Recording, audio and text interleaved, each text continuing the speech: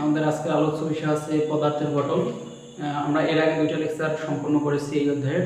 আজকে এটা তৃতীয় লেকচার। আগে দুইটা লেকচার যদি মিস করে থাকেন তাহলে আপনি আমার ভিডিওর ডিসক্রিপশনে আমার আগের দুইটা ভিডিওর লিঙ্ক দেওয়া থাকবে, অবশ্যই চাইলে ক্লাস দুটো করে দেখতে পারেন। আমাদের আজকের আলোচ্য বিষয় হচ্ছে কি পরমাণুর মডেল, পরমাণুর শক্তি স্তরের ইলেকট্রন বিন্যাস, উপশক্তি স্তরের ধারণা এবং ইলেকট্রন বিন্যাসের নীতি। আমরা চেষ্টা করবো আজকে এই টপিকসগুলো একটা ক্লাসের মাধ্যমেই শেষ করে দেওয়ার। যাই হোক, কথা না বলে এখন মূল ক্লাসে চলে যাই। পরমাণুর মডেল দুইটা মডেল দেওয়া হয়েছে। একটা আছে রাদারফোর্ড পরমাণু মডেল, আর একটা আছে কি বিজ্ঞানী নিলস বোর পরমাণু মডেল। সর্বপ্রথম আমরা রাদারফোর্ড পরমাণু মডেল সম্পর্কে পড়ব। রাদারফোর্ড পরমাণু মডেল সর্বপ্রথম 1911 সালে এই তথ্যটা দেওয়া হয়। 1911 সালে বিজ্ঞানী রাদারফোর্ড আলফা কণা বিচ্ছুরণ পরীক্ষার মাধ্যমে এই পরীক্ষাটা করা হয়। আলফা কণা বিচ্ছুরণ পরীক্ষার মাধ্যমে এই পরমাণু পরীক্ষাটা করা হয়। অর্থাৎ আলফা কণা বিচ্ছুরণ পরীক্ষা এটাকে বলা হয়।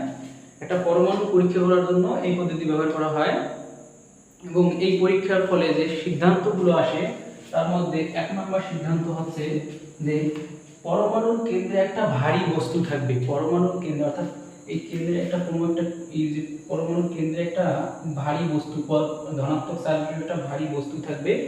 সেই বস্তুটার নাম হবে কি নিউক্লিয়াস।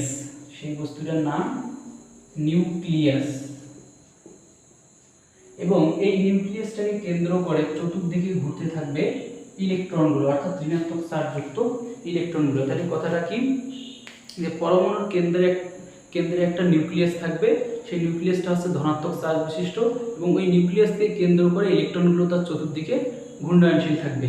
এবং আমরা মনে হয় একটুখানি বলে রাখি যে এই নিউক্লিয়াসে আমরা কি পাইছিলাম, প্রোটন আর নিউট্রন পাইছিলাম। প্রোটন হচ্ছে ধনাত্মক চার্জযুক্ত আর নিউট্রন হচ্ছে কি চার্জ নিরপেক্ষ বা চার্জবিহীন। আর দুই নম্বর কথা যদি বলি না, এখানে আরেকটা বিষয় আছে।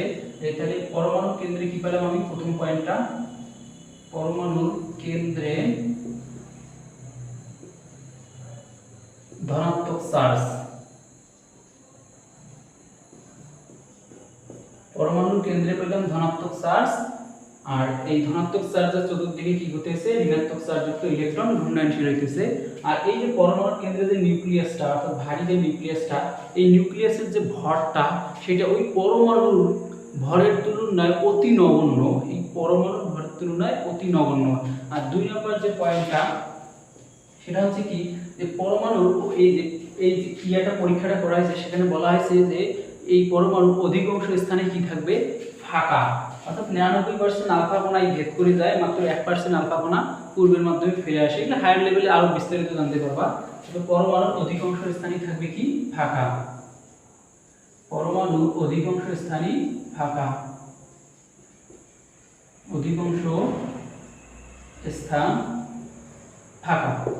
আর 3 নম্বর পয়েন্টটাতে বলা হয়েছে কি যে যেমন গ্রহ এবং উপগ্রহগুলো যেমন সূর্যকে কেন্দ্র করে ঘুরতেছে, ঠিক তেমনি এই নিউক্লিয়াসকে কেন্দ্র করে কে ঘুরতেছে, ইলেকট্রনগুলো ঘুরতেছে।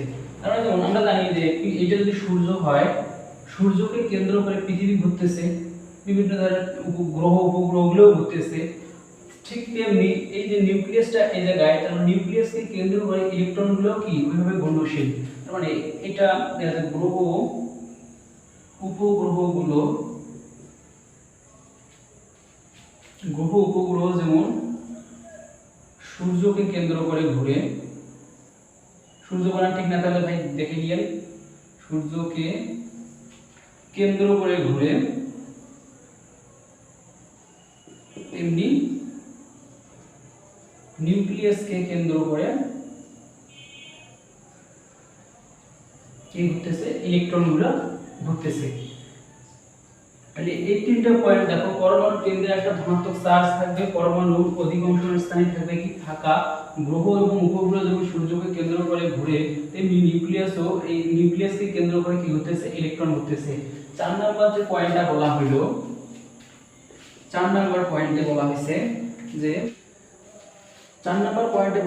যেমন ধনাত্মক চার্জবাহী নিউক্লিয়াসের প্রতি ঋণাত্মক চার্জবাহী ইলেকট্রনের যে একটা বৈদ্যুতিক আকর্ষণ বল থাকে, যেমন সূর্যকে কেন্দ্র করে পৃথিবীর একটা কেন্দ্রমুখী এবং কেন্দ্র বহির্মুখী বলের কারণে ঘূর্ণয়নশীল হচ্ছে, ঠিক তেমনি এদের মধ্যে একটা আকর্ষণ বল অর্থাৎ কেন্দ্রমুখী এবং কেন্দ্র বিমুখী বলের কারণে এই যে নিউক্লিয়াসটা আছে সেই নিউক্লিয়াসটা কি বাইরের দিকে ছিটকে না যায়, অর্থাৎ মানে এই নিউক্লিয়াস থেকে বাহির হয়ে না যায়। আর কেন্দ্রমুখী বল এবং কেন্দ্র বহির্মুখী বলটা কি জিনিস? কেন্দ্রমুখী বল আর কেন্দ্র বহির্মুখী বল বলার জন্য আমি একটা জিনিস বলবো, যেমন একটা চাবির রিং যদি আমরা হাতে নেই, সেই চাবির রিংটা যদি আমরা ঘুরাই, দেখা যায় কি চাবির রিং এইটা অর্থাৎ কেন্দ্র এইটা, দেখা যায় যদি ঘুরাই তাহলে সে একটা বৃত্তাকার পথে ঘোরে না? বৃত্তাকার পথে ঘোরার ফলে দেখা যায় কি চাবির রিংটা বাইরের দিকে ছুটে যেতেছে না? এই বাইরের দিকে ছুটে যাওয়া মানে কি, এই যে বাইরের দিকে ছুটে যাওয়াটা হচ্ছে কেন্দ্র বিমুখী বল। আর এই বাইরের দিকে ছুটে যেতে চাইতেছে, এটাকে বাধা দেওয়ার জন্য এই কেন্দ্র থেকে একটা বল কাজ করতেছে, সেই বলটাকে বলা হয় কেন্দ্রমুখী বল। ঠিক তেমনি এই ইলেকট্রনগুলো যখন ঘূর্ণনশীল হয় তখন এটা বাইরের দিকে ছিটকে যেতে চায়, তখন এই যে ছিটকে যাওয়ার চাই, কিন্তু এইখান থেকে কেন্দ্র থেকে কে বাধা দিচ্ছে? পজিটিভ চার্জ, কারণ সে আকর্ষণ করতেছে। কারণ আমরা জানি পজিটিভ অবশ্যই পজিটিভ আর নেগেটিভ পরস্পরকে আকর্ষণ করে, সেই কারণে সে বাইরের দিকে ছিটকে না যায়। এটাই তার একটা মানে মূল বক্তব্য ছিল। এখন এই চারটা পয়েন্ট আমরা যদি মনে রাখতে পারি তাহলে হয়, আরো অনেক পয়েন্ট আছে, তোমরা হায়ার লেভেলে গেলে আরো বিস্তারিত করতে পারবা। আর এখন যদি এইগুলো দেখার ক্ষেত্রে আমরা প্রথমে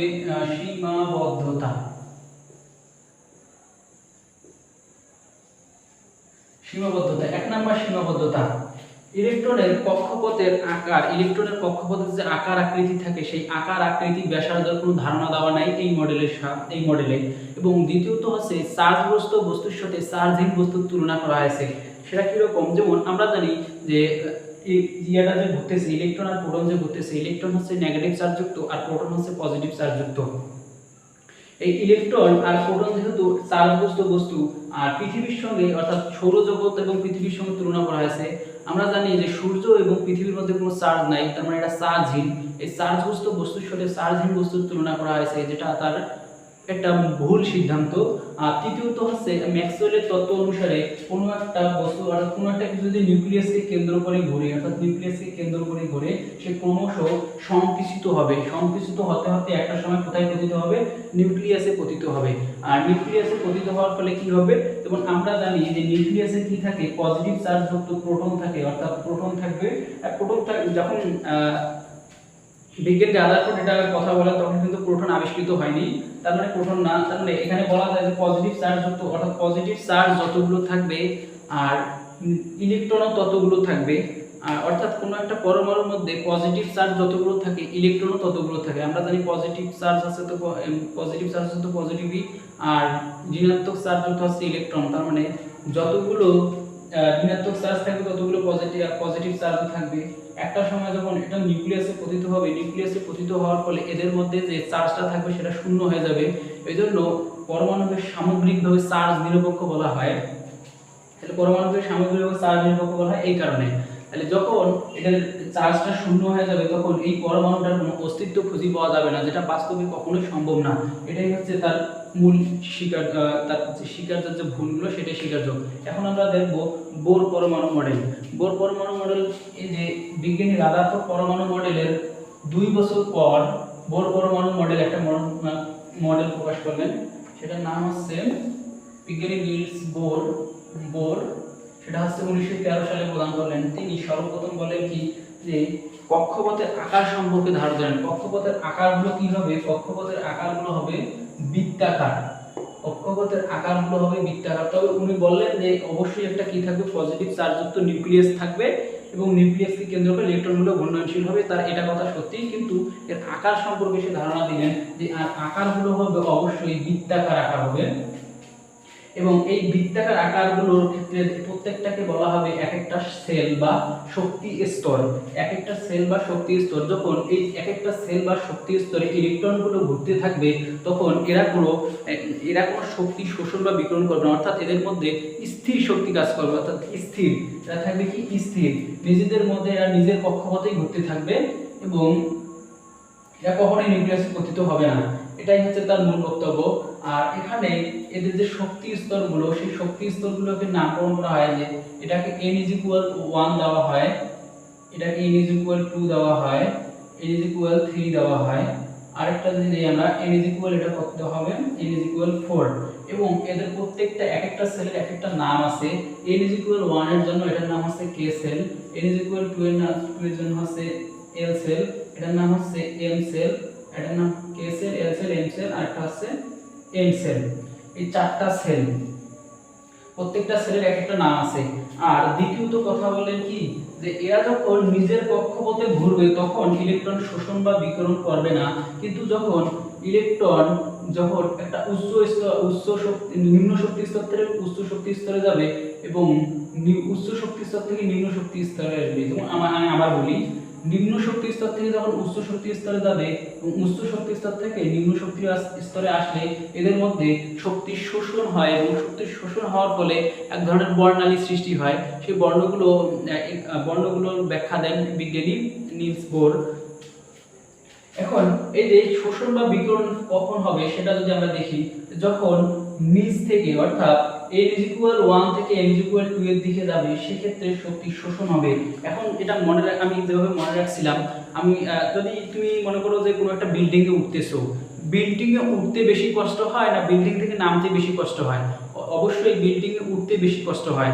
তার মানে উঠতে বেশি কষ্ট হলে তোমার শক্তি ব্যয় হচ্ছে, তার মানে শক্তির প্রয়োজন হচ্ছে।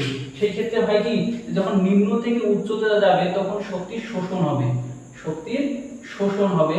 আর যখন উচ্চ থেকে নিম্নতে আসবে, যখন তুমি মনে করো যে 2 তলায় উঠছো, উঠতে তোমার বেশি কষ্ট হয়েছে, নামতে কিন্তু কষ্ট হয় না, যখন নামবা তুমি সহজেই নামতে পারবা। তার মানে শক্তি কি হয়ে যাবে, বিকিরণ হইবে। তার মানে তুমি খুব দূরে দূরে নামতেছো না, এরকম একটা ব্যাপার না যে তুমি নামতেছো, নামার সময় দেখা যাচ্ছে যে তোমার একটা আলাদা একটা স্পিড তৈরি হচ্ছে, তার মানে শক্তি তোমার বিকিরিত হচ্ছে। সেই ক্ষেত্রে এখানে কি হয়, শক্তি বিকিরিত হবে, শক্তিটি বিকিরিত হবে। এই শক্তি বিকিরণ এবং এই শক্তি বিকিরণ শক্তির যে মানটা সেটা নির্ণয় করা হয় যে h নিউ,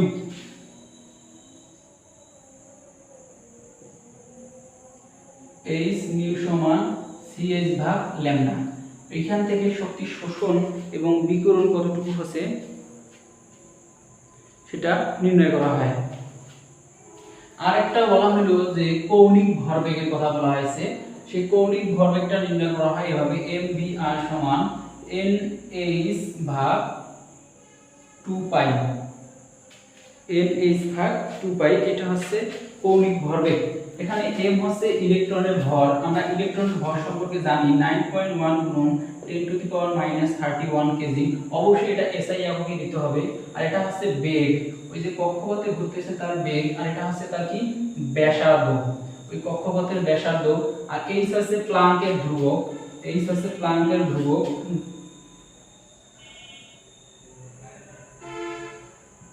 প্লাঙ্কের ধ্রুবক। আর এর হচ্ছে কোন কক্ষপথে ছিল সেই কক্ষপথের মান। বিষয়টা আশা করি বুঝে গেছে। আমরা এবার এর নিলস বোরেরও কিছু সীমাবদ্ধতা ছিল, তার সীমাবদ্ধতাগুলোর মধ্যে প্রথম যে সীমাবদ্ধতা, যে একে হাইড্রোজেন পরমাণু মডেলও বলা হয়। কেন হাইড্রোজেন পরমাণু মডেল বলা হয়? এটা শুধু হাইড্রোজেন পরমাণু মডেলের ক্ষেত্রেই প্রযোজ্য, অর্থাৎ এক ইলেকট্রন বিশিষ্ট পরমাণুর ক্ষেত্রেই প্রযোজ্য। আর দুইটা ইলেকট্রন থাকলে কখনো এটা গ্রহণযোগ্য হবে না। যেমন আমি যদি বলি যে এক ইলেকট্রন বিশিষ্ট বলতে কি বোঝাচ্ছে, এবং এটা এই মডেলের সাহায্যে শুধু হাইড্রোজেন, একটা ইলেকট্রন হাইড্রোজেনের সেই মডেলটা ব্যাখ্যা করা যায়। যেমন হিলিয়ামের ব্যাখ্যা করা যায় না, কিন্তু হিলিয়াম প্লাস যখন হবে তখন সে দুইটা ইলেকট্রন একটা ইলেকট্রন ত্যাগ করছে, তার মানে এই হিলিয়াম প্লাসও কিন্তু এই মডেলের সাহায্যে ব্যাখ্যা করা যাবে।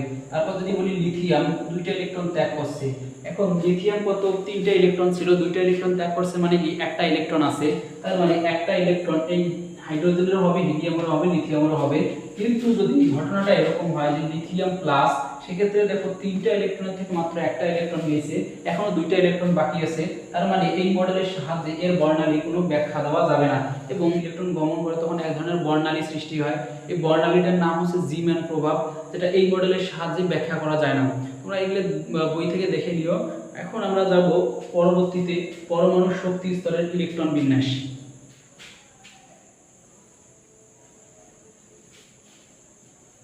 পরমাণু শক্তি স্তরের ইলেকট্রন বিন্যাসের ক্ষেত্রে আমি যদি একটু একটু হায়ার লেভেলে নিয়ে যাব, পরমাণু শক্তি স্তরের ইলেকট্রন বিন্যাসের ক্ষেত্রে আগে কিছু আমি কিছু জিনিস বোঝাই আসি, সেটা হচ্ছে n এবং l এর হিসাবটা।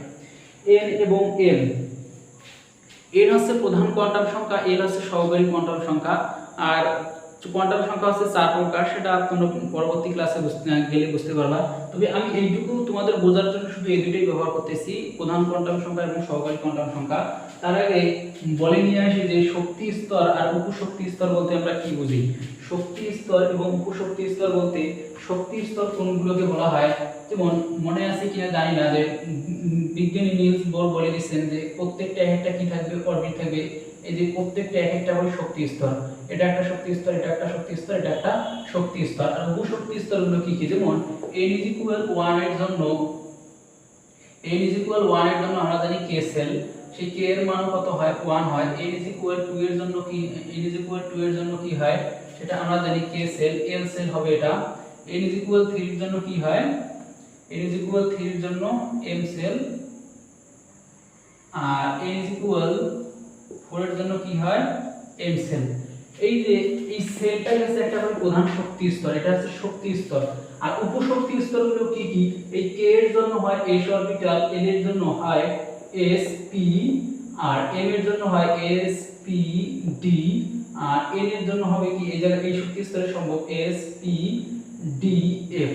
অর্থাৎ এগুলো হচ্ছে উপশক্তি স্তর আর এগুলো হচ্ছে কি শক্তি স্তর। তার মানে উপশক্তি স্তর হচ্ছে কি শক্তি স্তরের আন্ডারে থাকবে, শক্তি স্তরের আন্ডারে থাকবে উপশক্তি স্তর। এখন আমরা এগুলো সম্পর্কে জানি যে s s p a তারপর d f, এগুলো s p d f কেন নামকরণ করা হয়েছে, এদের প্রত্যেকটা আলাদা আলাদা একটা মিনিং আছে। যেমন s মানে হচ্ছে শার্প, আর p মানে হচ্ছে প্রিন্সিপাল, আর d মানে হচ্ছে ডিফিউজ, আর f মানে হচ্ছে ফান্ডামেন্টাল। এদের প্রত্যেকটা একটা করে ইউনিক নাম আছে। এখন যদি আমরা দেখি যে s p d f টা কিভাবে আসে, এখন তার আগে যদি বলি যে তোমাকে যদি প্রশ্ন করা হয় যে তৃতীয় কক্ষপথে কতটি ইলেকট্রন থাকতে পারে, তৃতীয় কক্ষপথ বলতে n = 3 m, তার মানে m সেল, এটা হচ্ছে m সেলে কতগুলো ইলেকট্রন থাকতে পারে সেটা কিভাবে আমরা হিসাব করব, সেটা টেকনিক হচ্ছে 2n²। তৃতীয় কক্ষপথ বলা হয়েছে 2 গুণন 3 এর উপর স্কয়ার, 3 3 কত হয়, 9 গুণ 18। তার মানে তৃতীয় কক্ষপথে 18টা ইলেকট্রন প্রয়োজন, 18টা ইলেকট্রন থাকতে পারে। এখন আমরা এখান থেকে দেখি তৃতীয় কক্ষপথ s, তার মানে 3s², 3p6, তারপর হচ্ছে কি 3d10। দেখো 10 আর 6 16 আর 2 কত হয় 18। তার মানে তৃতীয় কক্ষপথে 18টা ইলেকট্রন থাকা সম্ভব, এর বেশি থাকা সম্ভব না কিন্তু কম থাকা সম্ভব। এটা হচ্ছে তৃতীয় শক্তি স্তর। আচ্ছা, ইলেকট্রন বিন্যাসটা আমি পরে বোঝাচ্ছি, তার আগে আরেকটা জিনিস নিয়ে আসি যে SPDF এর একটা মিনিংফুল আছে, সেটা সহকারী কোয়ান্টাম সংখ্যার ক্ষেত্রে আমরা দেখে আসি। যেমন আমি যদি বলি যে n = 1, এই n কিন্তু আবার সেল না, এটা হচ্ছে প্রধান কোয়ান্টাম সংখ্যা। n = 1 হলে l কত হবে 0। n এর মানটা l এর উপর কিন্তু ডিপেন্ডেন্ট, অর্থাৎ n এর মান কখনোই l এর যে মানটা সেটা n এর মানের সমান হতে পারবে না, অবশ্যই তার থেকে 1 কম হইতে হবে। তার মানে n এর মান 1 হলে l এর মান 0, আর এই l এর মান 0 হলে কত হয়, l = 0 হলে সেটা হবে s অরবিটাল। আবার l = যদি 2 হয়, এটা l = কি সম্ভব, 0 একটা সম্ভব, আর একটা কি সম্ভব, 1 সম্ভব। আর l এর মান যদি 1 হয় সেটা হবে p অরবিটাল, l এর মান 1 হলে সেটা হবে p অরবিটাল। আর l = যদি 3 হয় তাহলে l = কি সম্ভব, একটা 0 সম্ভব, 1 সম্ভব, আর একটা কি সম্ভব, 2 সম্ভব। তাহলে l এর মান যদি 2 হয় সেক্ষেত্রে এটার নাম হবে d অরবিটাল। আর l = যদি কি হয় 4 হয় তাহলে l = কত হবে 0 1 2, আর এটা আছে 3। তাহলে এই যে l = 3 এর জন্য কি অরবিটাল, এটা f অরবিটাল। এইখান থেকে তুমি একটা জিনিস মনে রাখবা, যদি কখনো কোনো প্রশ্নে বলা হয় যে 1p কি সম্ভব, 1p আসলে কখনোই সম্ভব নয়। কারণ এখানে দেখো তো n এর মান কত আসতেছে 1, n এর মান যদি 1 হয় তাহলে l এর মান সর্বোচ্চ কত হইতে পারবে, অবশ্যই 0। কারণ আমরা একটু আগে দেখে আসছি n এর মান n এর মান কখনোই l এর মানের থেকে ছোট হবে না বা সমান হবে না, অবশ্যই l এর মানের থেকে এটা বড় হইতে হবে। কিন্তু এখানে n এর মান 1, এই p অরবিটালের জন্য l এর মান কত 1, তার মানে এটা কখনোই সম্ভব না। এখন যদি তোমাকে বলা হয় যে 2d কি সম্ভব, আসলে 2d টা কিভাবে সম্ভব হয়? এখন 2 হচ্ছে a = 2, কিন্তু দেখো তো এই স্তরে কি 0 আর 1 আছে, তার মানে এই 0 মানে কি s অরবিটাল, 1 মানে p অরবিটাল, এখানে কি d অরবিটাল আছে? এটা কখনোই সম্ভব নয়। এখন তোমাকে যদি বলা হয় 3 অরবিটাল কি সম্ভব, এখন এই 3d অরবিটাল 3d অরবিটালটা সম্ভব হবে তখনই আমরা দেখুন এখানে n = 3 হলে n = কত হয় 0, একটা 0 এর জন্য s অরবিটাল, 1 এর জন্য p অরবিটাল, আর 2 এর জন্য হচ্ছে কি d অরবিটাল। এই অরবিটালগুলোর নামগুলো যদি তোমরা ভালো করে খাতায় নিয়ে একবার দুইবার রিভাইজ করো, আশা করি বুঝতে পারবা। আর হায়ার লেভেলে গেলে তো এই সম্বন্ধে আরো বিস্তারিত জানতে পারবা। তাহলে এটা হচ্ছে এইটুকু, তবে এইটা ভালোভাবে মুখস্থ করে নাও, যেটা তোমার পরবর্তীতে কাজে লাগবে, যে কেন ইলেকট্রন বিন্যাসগুলো এই যে অর্থাৎ নিম্ন শক্তি স্তর থেকে উচ্চ শক্তির স্তরে কিভাবে যায়, সেইখানে তোমাদের এটা কাজে লাগবে। অবশ্যই l = 0 হলে সেটা s অরবিটাল, n = 1 হলে সেটা p অরবিটাল, n = 2 হলে সেটা d অরবিটাল, আর l = 3 হলে সেটা f অরবিটাল। এটা খুবই মারাত্মকভাবে তোমাকে মুখস্থ রাখতে হবে, এবং n এর মানের বিভিন্ন মানের জন্য l এর মান কি কি দিতে পারে সেগুলো তোমাকে মুখস্থ রাখতে হবে। এখন আমরা চলে যাব পরমাণুর ইলেকট্রন বিন্যাস। আসলে পরমাণুর ইলেকট্রন বিন্যাসটা কিভাবে হয়? উপশক্তি স্তরের ধারণা গেছে, এবার পরমাণুর ইলেকট্রন বিন্যাসের নীতি। আচ্ছা, পরমাণুর ইলেকট্রন বিন্যাস, আমরা ইলেকট্রন বিন্যাস সবাই হয়তো মুখস্থ করে আসছি, যে 1s 2s 2p 3s 3p, তারপর আছে 3d 4s, তারপর আছে কি 4p 4d, আর একটা আছে 5s। আর আমাদের বেশি বেশি তোমাদের এসএসসি লেভেলে অতিরিক্ত একবার ইলেকট্রন বিন্যাস দেবে না, যে একবারে অনেক বড় অর্থাৎ 32টা ইলেকট্রন এরকম, বা 40টা বা 40টা হাইয়েস্ট দিতে পারে তোমাদের ইলেকট্রন বিন্যাস, 40 পারমাণবিক সংখ্যা বিশিষ্ট। আর আমরা জানি যে তার আগে আরেকটা কথা বলি নেই, যে কোনো একটা অরবিটালে সর্বোচ্চ ইলেকট্রন, কোনো একটা অরবিটাল তোমার শক্তি স্তরে কয়টা সর্বোচ্চ ইলেকট্রন থাকতে পারে? কোনো একটা শক্তি স্তরে সর্বোচ্চ 32টি ইলেকট্রন থাকতে পারে। 32টি ইলেকট্রন কোনো একটা সর্বোচ্চ, অর্থাৎ চতুর্থ শক্তি স্তরে n = 4 হলে সেক্ষেত্রে কি হয় 32টি ইলেকট্রন, কোনো একটা শক্তি স্তরে সর্বোচ্চ 32টি ইলেকট্রন থাকতে পারবে, এর বেশি ইলেকট্রন কোনো শক্তি স্তরে থাকা সম্ভব নয়। এখন আমি যদি ইলেকট্রন বিন্যাসের কথা বলি, যেমন তোমাদের বইয়ে হয়তো বা কিছু ইলেকট্রন বিন্যাস দেওয়া আছে, যেমন প্রথমে আমি একটা সিম্পল একটা ইলেকট্রন বিন্যাস দিলাম সোডিয়াম, তাহলে সোডিয়াম হচ্ছে 1s² 2s²। এখন আপনি বলেন তো ভাই, যে এই 1s এই 2s এর ইলেকট্রনটা কেন আগে গেল না? এই যে ইলেকট্রন বিন্যাসটা আমরা করতেছি 1s 2s তারপর 2p 3s, আমরা কেন প্রথমে এই ইলেকট্রন দিচ্ছি? আসলে ইলেকট্রন বিন্যাসের নিয়মটা হচ্ছে n+l এর নিয়ম, n+l এর নিয়ম। এখন আমাদের মনে একটা প্রশ্ন, আমি যখন ছিলাম তখন আমার মনে প্রশ্ন জাগছিল, যে কেন 1 এর হয়ে যাবে, কেন যাবে, কেন 3s কি করলো, 3s কি দোষ করছিল? আমি ইন্টার লেভেলে সরি মেট্রিক লেভেলে অর্থাৎ এসএসসি লেভেলে আমি এটা বুঝতে পারি নাই, আমাকে বুঝায়ও নাই, কিন্তু ইন্টার লেভেলে যখন উঠলাম তখন এগুলো দূর হয়েছে। তবে আমাদের এখন থেকে জানা উচিত যে আসলে বিষয়টা কি, আমরা মুখস্থ বিদ্যায় তো আর সারা জীবন তো পড়ে থাকবো না। এটা n+l এর নিয়ম অনুসারে আমাদের ইলেকট্রন বিন্যাস করতে হবে। এই n+l এর মান যার ছোট সেটাতে ইলেকট্রন আগে প্রবেশ করবে, আর n+l এর মান যার বড় সেটাতে ইলেকট্রন পরে প্রবেশ করবে। এখন n+l এর মান যদি আমরা দেখি, এখানে n এর মান কত আসছে 1, এই s এর জন্য l এর মান কত? অবশ্যই 0, তার মানে 1 আর 0 মানে কত 1। এই 2 আর s আমরা সর্বপ্রথম দেখতেছি এই দুইটা, এইটাতে আর এইটাতে, এই দুইটার মধ্যে কার মধ্যে আগে ইলেকট্রন প্রবেশ করবে? আচ্ছা, এটার মান কত আসলো আমাদের 1। এখন n+l, এখন n+l এইটার ক্ষেত্রে দেখব, n এর মান এখানে কত আছে 2 আছে, প্লাস s এর মান এখানে কত আছে, s এর জন্য l এর মান কত 0, তার মানে এটা 2, এখানে 2 থাকবে 2p, তাহলে এইখানে কত আসছে 2 প্লাস p এর জন্য l এর মান কত 1, তার মানে এটা কত আসছে 3। এখন এটা পরেরটা যদি দেখি, তাহলে এখানে 3 বসায় দাও, পরেরটা যদি দেখি 3 প্লাস s এর মান কত আসছে 0, s এর মান কেন 0? কারণ আমরা জানি l এর মান 0 হলে সেটা s অরবিটাল হয়, সেই এই 3 প্লাস 0 করলে কত হয় 3, এই 3 বসাই দিলাম। এখন দেখো তো আমরা একটু আগে বলছি যে যে শক্তি স্তরের মানটা ছোট থাকবে সেটাতে ইলেকট্রন আগে প্রবেশ করবে। এই দেখো তো এই তিনটার মধ্যে সবথেকে ছোট কে আছে? অবশ্যই এইটা সবথেকে ছোট। সেই এই ছোট থাকার কারণে সর্বপ্রথম যেহেতু আমার হাতে 11টা ইলেকট্রন আছে, এর যে ধারণ ক্ষমতা সেটা আমাকে দিতেই হবে। অবশ্যই দুইটা ইলেকট্রনের ধারণ ক্ষমতা দুইটা ইলেকট্রনই দিতে হবে। এই 2s এর ক্ষেত্রে যদি আমি বলি 2s এর সর্বোচ্চ s অরবিটালের সর্বোচ্চ ধারণ ক্ষমতা কয়টা? দুইটা। কারণ আমরা এখান থেকেই দেখতেছি যে 1 এর পর 2 তারপর 3, মানে দুইটা ইলেকট্রন গেল। আমার হাতে এখন ইলেকট্রন আছে কয়টা? যেহেতু সোডিয়াম 11, এখন আমার হাতে আছে ইলেকট্রন 7টা ইলেকট্রন।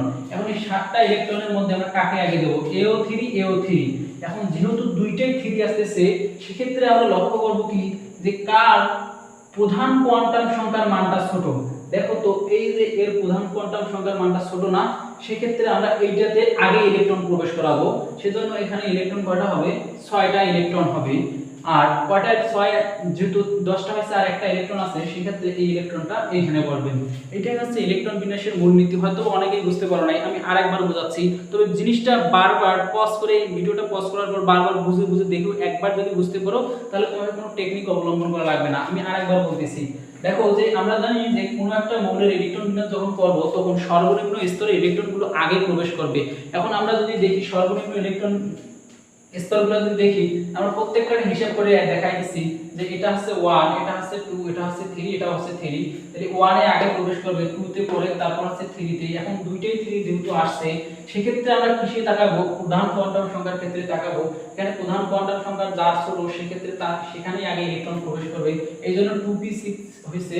আর সর্বশেষে 3, অর্থাৎ এর প্রধান কোয়ান্টাম সংখ্যার মান বড় হওয়ার কারণে সর্বশেষে ইলেকট্রন প্রবেশ করছে। এখন আমরা যদি ইলেকট্রন বিন্যাসের একটা দেখাই, চার্ট দেখাই, সেটা হচ্ছে এরকম যে মনে করো যে তোমার একটা বাড়ি আছে, বাড়িটা হচ্ছে এরকম।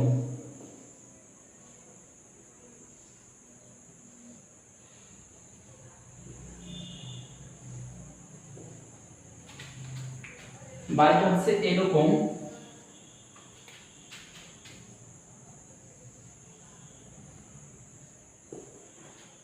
যে চারতলা একটা তোমার বাড়ি আছে, এই বাড়িটার একটা হচ্ছে, এটা হচ্ছে প্রথম তলা। এই প্রথম তলার এই যে প্রথম তলার যে রুমটা সেটা হচ্ছে এস নামের রুম, এটা হচ্ছে প্রথম তলা। আর এটা হচ্ছে দ্বিতীয় তলা। দ্বিতীয় তলার প্রথম রুমটার নাম এস, পরের রুমটার নাম হচ্ছে পি। এই রুমটার প্রথম রুমটার নাম হচ্ছে এস, পরেরটা পি, পরেরটা ডি। এটা প্রথম রুমটা এস, এটা পরেরটা পি, এটা হচ্ছে ডি, আর এটা হচ্ছে এফ।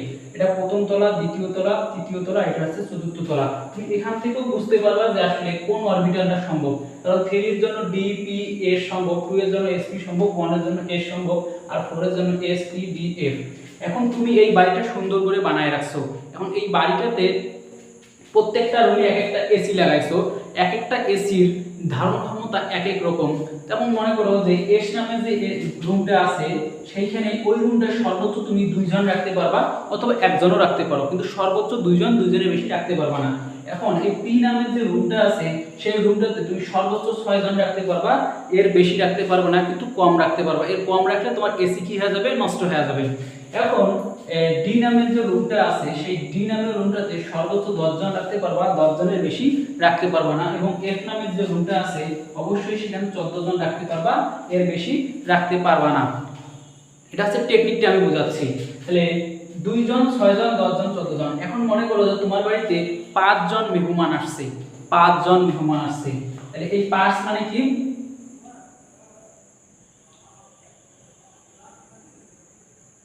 কার্বন, কার্বন 5 না?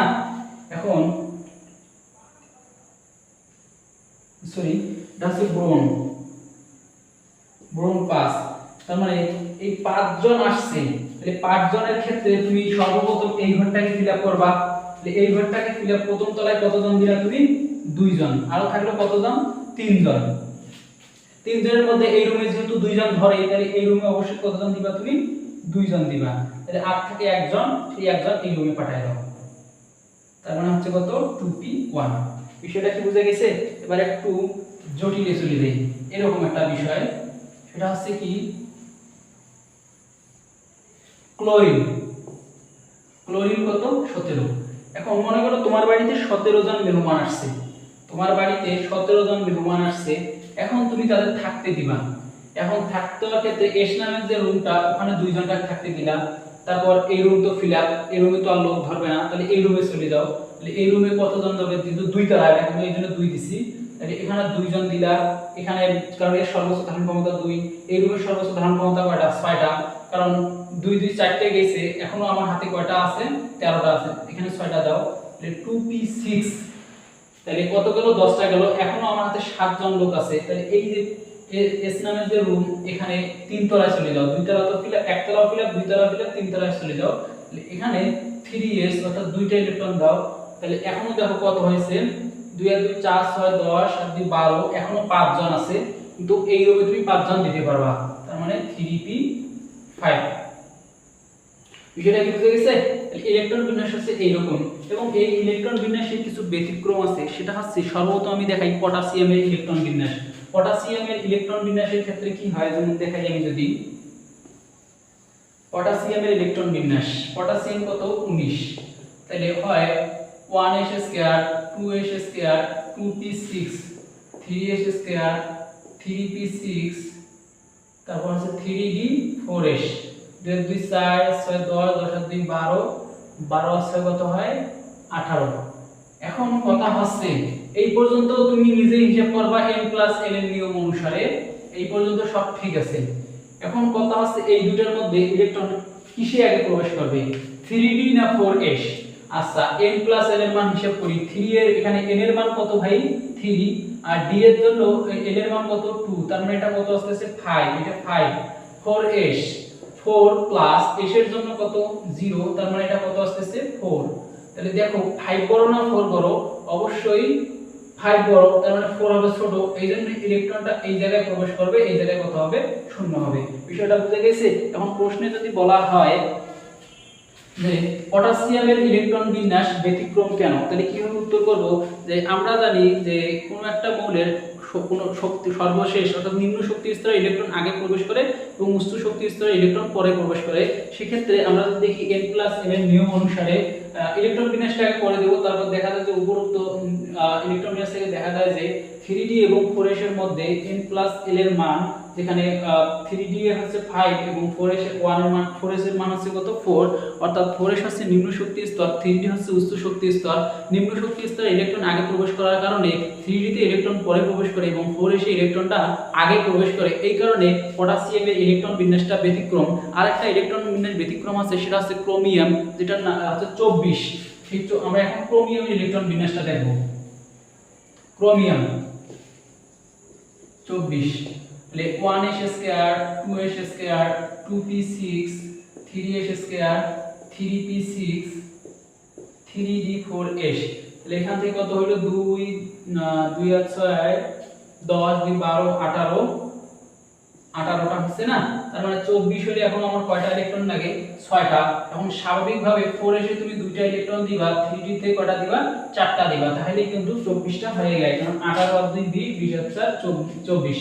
তাহলে তুমি তোমার বেসিক থেকে বলতে পারো যে যেহেতু 4s এ আগে প্রবেশ করবে, তার মানে এখানে ফিল আপ করার পর এখানে দিতে হবে। একটা জিনিস মনে রাখবা যে উচ্চ শক্তি স্তর যেগুলো আছে, যেমন p অরবিটাল, d অরবিটাল এবং f অরবিটাল, এরা অর্ধপূর্ণ অথবা পূর্ণ হলে বেশি সুস্থিতি বোধ করে, এজন্য এদেরকে অর্ধপূর্ণ অথবা পূর্ণ করে দিতে হয়। এই ক্ষেত্রে দেখা যায় কি এটার ব্যতিক্রম দেখা যায়, অর্থাৎ এইখানে একটা ইলেকট্রন যাওয়ার পর এখানে 5টা ইলেকট্রন যায়, কারণ সে বেশি এই জায়গাতে বেশি সুস্থিতি বোধ করে।